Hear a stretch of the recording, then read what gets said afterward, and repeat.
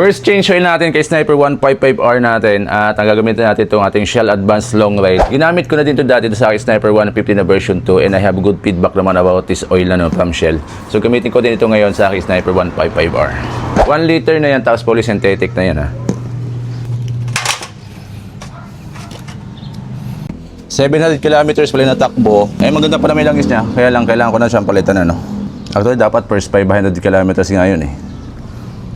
Para rin talaga yung langis niya sa loob. So itagilid yung unit ano. Ayan oh. May tumutulo pa oh. And mas maganda, mas matagal natin bago natin salinan. Para madrain talaga ng husto. So almost 2 hours ko na na-drain. So babalik natin yung cover ng kanyang oil. Make sure lang din na napupunasan nyo na maayos bago nyo ilagay. Kamayin muna natin sa una. Saka natin higpitan. 19mm yung ginagamit kong tools dito ha. Ayan o. 19mm. Ingatan lang din natin. Baka kasi mabilog. At huwag masyadong kahilahin, kahigpitan. Baka naman malustred. Saktong-sakto na. Ito naman na yan o. May code dyan o. Once natanggalin itong sticker na to, kikita yung code. So salin na natin dun sa ating Sniper 155R.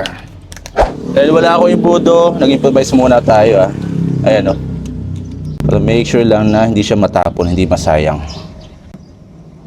Alright. Okay, naisalin na natin lahat. Lagyan natin yung kanyang cover. Hindi na ako nagpalit ng oil filter kasi bago pala naman to. First change ko pa lang. So start natin. Paalala lang, pag start natin, huwag natin bibiritin yung kanyang throttle ha. Para at least maka-circulate muna yung langis niya.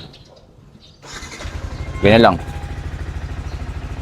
So ganun lang kasimple mag-change oil natin Sniper 155R. At yung langis kong ginamit is Shell na pang long ride.